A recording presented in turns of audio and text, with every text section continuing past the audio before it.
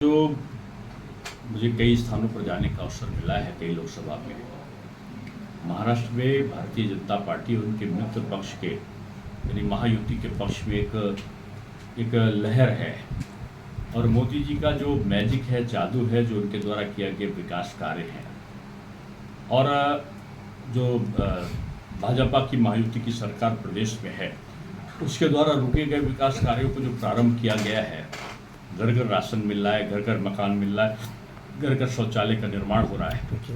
मैं समझता हूँ कि इतना सकारात्मक वातावरण कभी भी किसी भी चुनाव में किसी भी दल के लिए कभी नहीं रहा है और ये चुनाव निश्चित रूप में जो कसाब मनोवृत्ति है, कसाब की सहानुभूति मनोवृत्ति है, जो वोट जिहाद की बात करने वाले लोग हैं, उनको निश्चित रूप में जनता वोट क्रांति के माध्यम से दंड देगी और महायुति मैं समझता हूं कि अब तक की सबसे बड़ी जीत जीतेगी।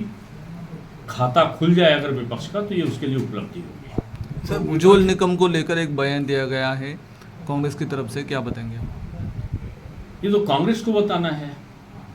अगर उनके पास में सबूत था तो मनमोहन सिंह जी की सरकार रही, उसके बाद केंद्र में कांग्रेस से समर्थित सरकार रही प्रदेश में, अभी उद्धव जी मुख्यमंत्री रहे।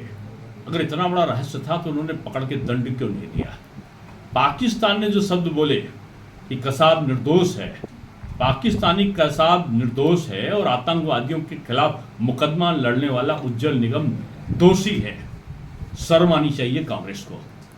ये भाषा इनकी पाकिस्तानी परस्त भाषा है और जिस प्रकार से ये तो 166 जो शहीद हुए थे लोग, उनके परिवार का अपमान है और मैं समझता हूँ ये बड़ा दुर्भाग्य है वोट की लालच में कि आतंकवादियों के खिलाफ के पक्ष में, जो खिलाफ बोलना चाहिए पक्ष में, इस प्रकार की भाषा का इस्तेमाल।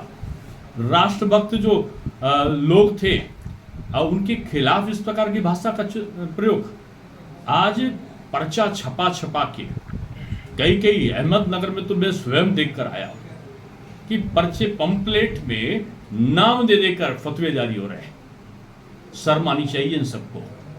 आप सबका साथ सबका विकास सबके लिए प्रयास का जो मोदी जी का सपना है उसके विरुद्ध में आप कहीं वोट जिहाद करा रहे हो, कहीं फतवे जारी करा रहे हो, कहीं राम जी को, कहीं सनातन को आप गाली दिलवा रहे हो, कहीं भगवान शिव में और अब राम में कहते हो भगवान शिव जो है राम को हरा देंगे। अरे भगवान अभी तक इंसान बांट रहे थे, अब भगवान को भी बांटने लगे हो। कांग्रेस कितना गिर जाएगी ये तो इसी बात से दिखाई पड़ता है कि पहले धीरज साहू के वहाँ ढेर लगा था कई 100 करोड़ रुपए का, अब एक और उनकी जो इंडी सरकार के एक मंत्री का पीए के घर से करोड़ ने तो हमको लगता है अरबों शायद हो जाए, मशीनें गर्म हो गई, रुका हुआ है उनकी काउंटिंग। भ्रष्टाचार परस्त सरकारें हैं जो कांग्रेस की। सर उनको ये प्रश्न दे रहे हैं। सर, उद्धव ठाकरे ने कहा है कि बीजेपी अगर चुनाव जीतती तो पाकिस्तान में जश्न मनेगा। हाँ, ये उद्धव जी शायद अपने लिए कहना चाहिए था उनको, उन्होंने बजाय दूसरे के कह दिया। कहीं जश्न मने ना मने, तीसरी दिवाली भारतवर्ष में जरूर बनेगी। सर, अभी तक का 2 दिवाली हो चुकी हैं, अब तीसरी दिवाली 4 जून को होगी मोदी जी के तीसरी बार प्रधानमंत्री बनने का। सर, उज्ज्वल निकम जी को आपने जो टिकट दिया है, कांग्रेस का कहना है कि उन्होंने बोला था कि कसाब को बिरयानी खिला रही है कांग्रेस वाले, लेकिन उसके बाद में उन्होंने माफ़ी मांगी थी। कांग्रेस वालों का कहना है ऐसे लोगों को उन्होंने टिकट दिया है। अब ये जो कसाब को बोलने वाले को उन्होंने तो नेता प्रतिपक्ष बनाया है, कसाब का पक्ष लेने वाले को। ये उज्ज्वल निगम जिन्होंने दंड दिलवाया है, इनको तो शर्म आनी चाहिए। रात को 3 बजे इन्होंने आतंकवादी को फांसी ना हो इसके लिए रुकवाया था। इनको शर्म आनी चाहिए। जो नारे लगाता था, अफजल हम शर्मिंदा हैं, तेरे कातिल जिंदा हैं, कन्हैया कुमार जो नारा लगाते थे हर घर से अफजल निकलेगा, जो उनकी टीम नारा लगाती थी उछल उछल के कूद कर। अब हर घर से अफजल नहीं, अब महाराष्ट्र में हर घर से मोदी निकलेंगे और यहाँ सफाया हो जाएगा। दूसरा सवाल है कि वहाँ से जो सिटिंग MP थे पूनम महाजन, उनको हटा के उज्ज्वल जी को दे दिया है। बीजेपी में किसी को हटाया नहीं जाता है। दायित्व का परिवर्तन बीजेपी के संगठन का स्वभाव है। एक कार्यकर्ता को किसी काम में लगाया जाता। मैं उप मुख्यमंत्री था, आज मैं राज्यसभा का सांसद होकर महाराष्ट्र का प्रभारी हूँ, तो अगर आप ये भाषा बोलो कि मुझे उप मुख्यमंत्री से हटा दिया गया था तो ये शब्द बीजेपी के लिए उचित नहीं होता।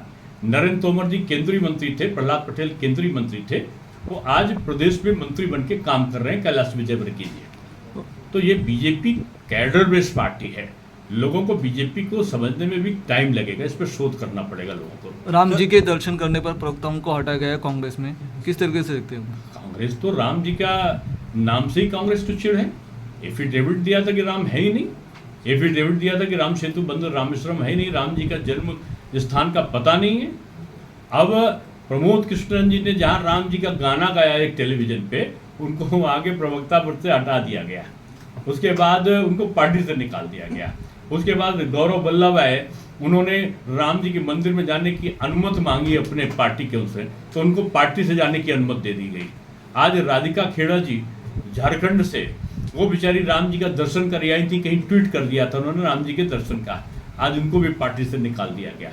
संजय निरुपम जी ने एक खिचड़ी का घोटाला का एक प्रकरण उठाया था, तो उनको भ्रष्टाचार के खिलाफ बोलने के कारण उनको पार्टी से निकाल दिया गया। ये भ्रष्टाचार परस्त पार्टी है, ये राम का विरोध करने वाला ये जो महा विकास बिगाड़ी संगठन है, ये विकास अघाड़ी नहीं है।